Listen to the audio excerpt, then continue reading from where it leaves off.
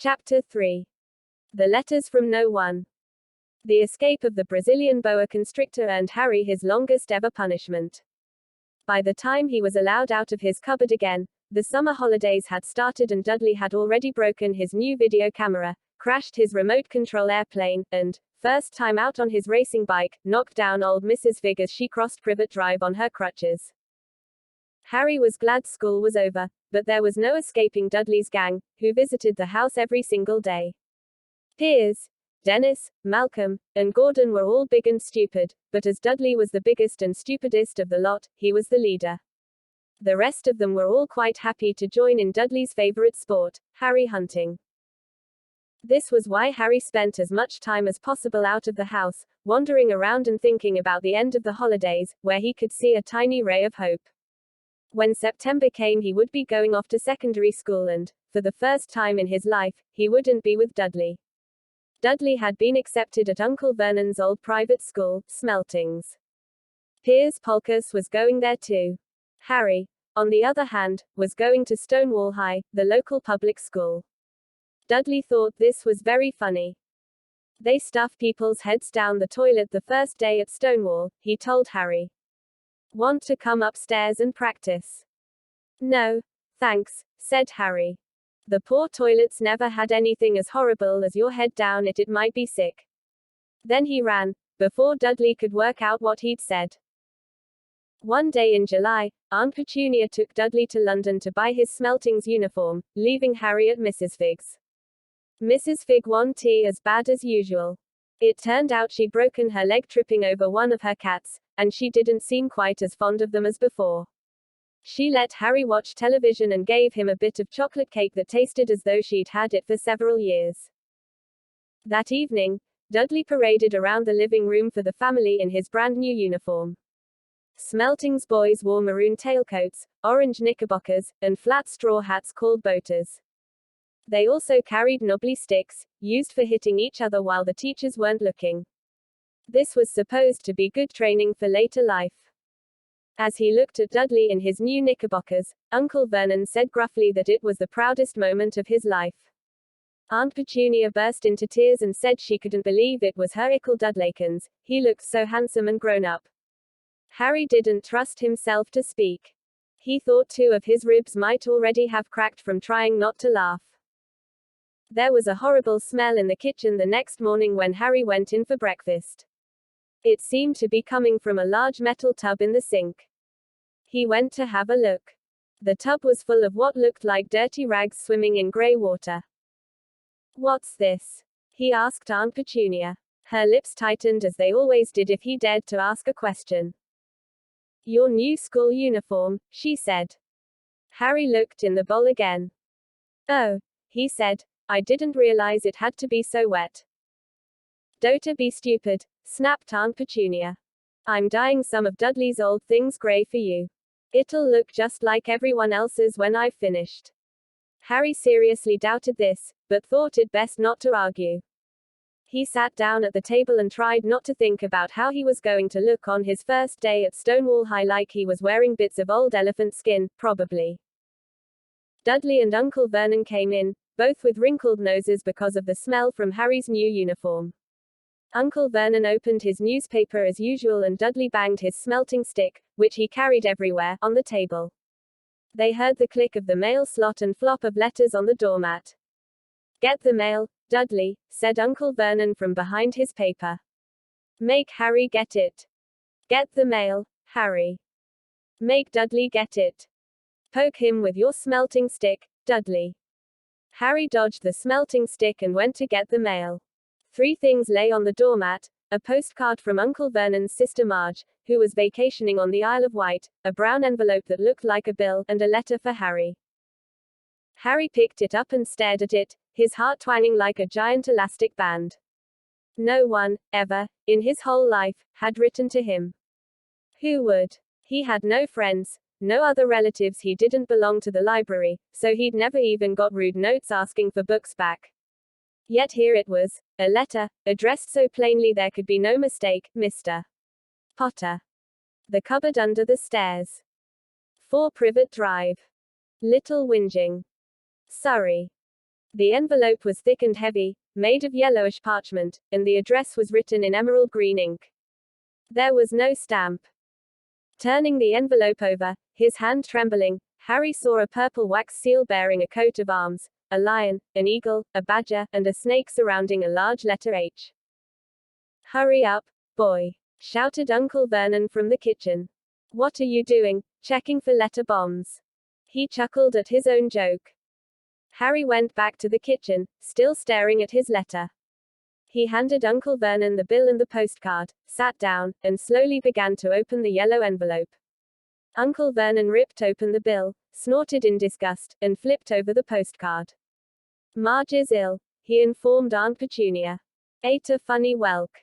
"Dad," said Dudley suddenly. "Dad, Harry's got something." Harry was on the point of unfolding his letter, which was written on the same heavy parchment as the envelope, when it was jerked sharply out of his hand by Uncle Vernon. "That's mine," said Harry, trying to snatch it back. "Who'd be writing to you?" sneered Uncle Vernon, shaking the letter open with one hand and glancing at it. His face went from red to green faster than a set of traffic lights. And it didn't stop there. Within seconds it was the grayish white of old porridge.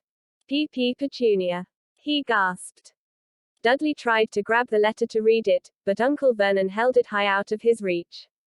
Aunt Petunia took it curiously and read the first line. For a moment it looked as though she might faint. She clutched her throat and made a choking noise. "Vernon. Oh my goodness, Vernon." They stared at each other, seeming to have forgotten that Harry and Dudley were still in the room. Dudley wasn't used to being ignored. He gave his father a sharp tap on the head with his smelting stick. "I want to read that letter," he said loudly. "Want to read it," said Harry furiously, "as it's mine." "Get out, both of you," croaked Uncle Vernon, stuffing the letter back inside its envelope. Harry didn't move. "I want my letter," he shouted. "Let me see it," demanded Dudley. "Out," roared Uncle Vernon, and he took both Harry and Dudley by the scruffs of their necks and threw them into the hall, slamming the kitchen door behind them. Harry and Dudley promptly had a furious but silent fight over who would listen at the keyhole. Dudley won, so Harry, his glasses dangling from one ear, lay flat on his stomach to listen at the crack between door and floor. "Vernon," Aunt Petunia was saying in a quivering voice, "look at the address. How could they possibly know where he sleeps? You don't think they're watching the house?" "Watching, spying, might be following us," muttered Uncle Vernon wildly. "But what should we do, Vernon? Should we write back? Tell them we don't want?" Harry could see Uncle Vernon's shiny black shoes pacing up and down the kitchen. "No," he said finally. "No. We'll ignore it. If they don't get an answer. Yes, that's best. We won't do anything. But I'm not having one in the house, Petunia. Didn't we swear when we took him in we'd stamp out that dangerous nonsense?" That evening when he got back from work, Uncle Vernon did something he'd never done before. He visited Harry in his cupboard. "Where's my letter?" said Harry, the moment Uncle Vernon had squeezed through the door. "Who's writing to me?" "No one. It was addressed to you by mistake," said Uncle Vernon shortly. "I have burned it." "It was not a mistake," said Harry angrily, "it had my cupboard on it." "Silence!" yelled Uncle Vernon, and a couple of spiders fell from the ceiling. He took a few deep breaths and then forced his face into a smile, which looked quite painful. Yes, Harry, about this cupboard.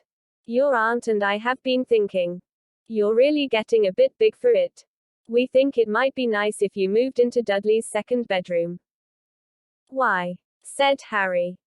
"Don't ask questions," snapped his uncle. "Take this stuff upstairs, now."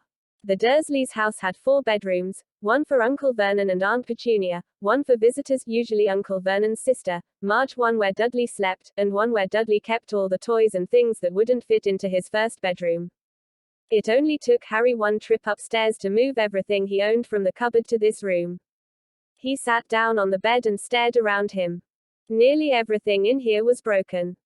The month-old video camera was lying on top of a small, working tank Dudley had once driven over the next-door neighbor's dog. In the corner was Dudley's first ever television set, which he'd put his foot through when his favorite program had been cancelled. There was a large birdcage, which had once held a parrot that Dudley had swapped at school for a real air rifle, which was up on a shelf with the end all bent because Dudley had sat on it. Other shelves were full of books.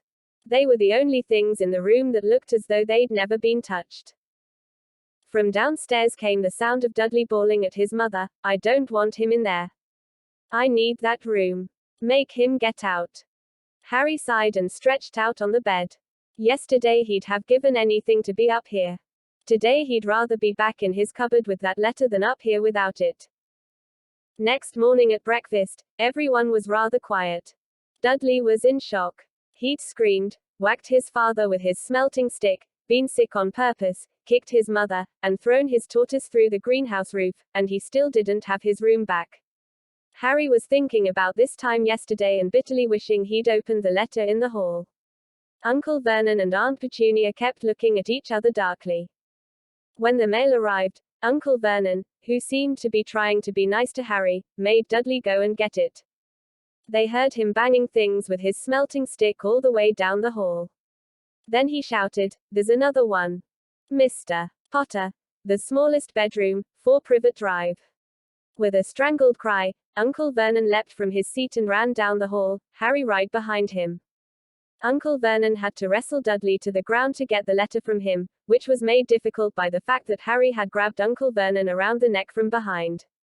After a minute of confused fighting, in which everyone got hit a lot by the smelting stick, Uncle Vernon straightened up, gasping for breath, with Harry's letter clutched in his hand. "Go to your cupboard, I mean, your bedroom," he wheezed at Harry.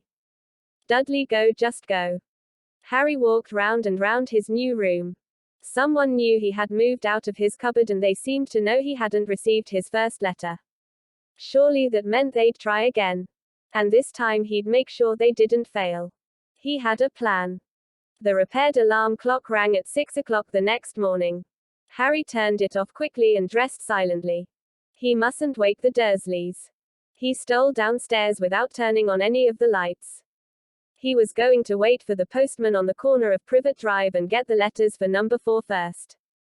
His heart hammered as he crept across the dark hall toward the front door.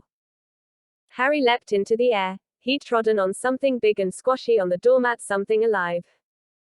Lights clicked on upstairs and to his horror Harry realized that the big, squashy something had been his uncle's face.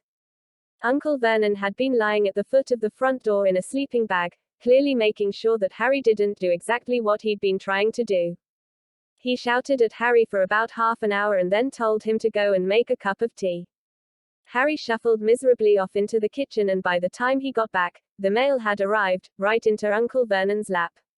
Harry could see 3 letters addressed in green ink. "I want," he began, but Uncle Vernon was tearing the letters into pieces before his eyes. Uncle Vernon didn't go to work that day. He stayed at home and nailed up the mail slot. "See," he explained to Aunt Petunia through a mouthful of nails, "if they can't deliver them they'll just give up." "I'm not sure that'll work, Vernon." "Oh, these people's minds work in strange ways, Petunia. They're not like you and me," said Uncle Vernon, trying to knock in a nail with the piece of fruitcake Aunt Petunia had just brought him. On Friday, no less than 12 letters arrived for Harry. As they couldn't go through the mail slot, they had been pushed under the door, slotted through the sides, and a few even forced through the small window in the downstairs bathroom.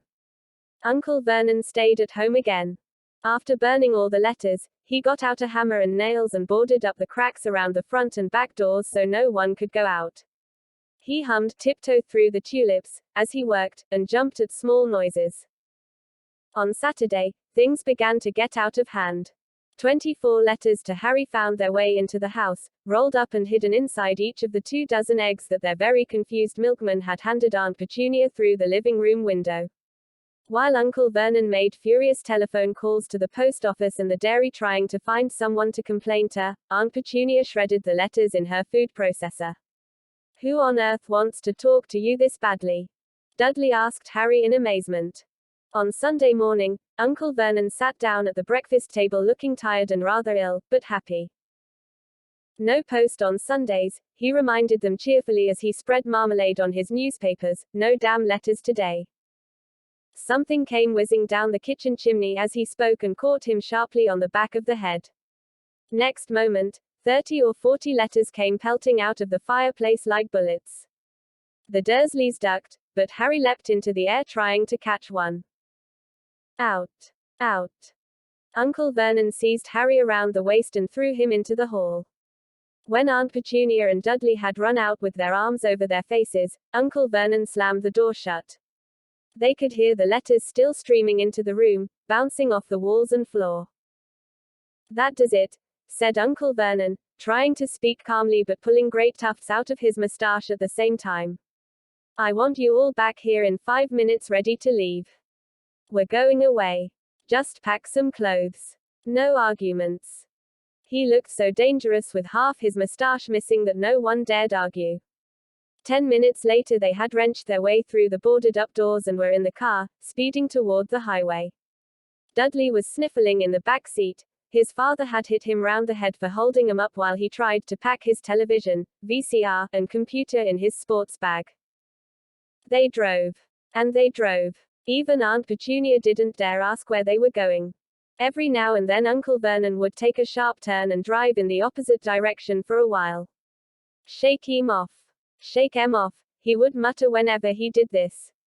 They didn't stop to eat or drink all day. By nightfall Dudley was howling. He'd never had such a bad day in his life. He was hungry, he'd missed 5 television programs he'd wanted to see, and he'd never gone so long without blowing up an alien on his computer.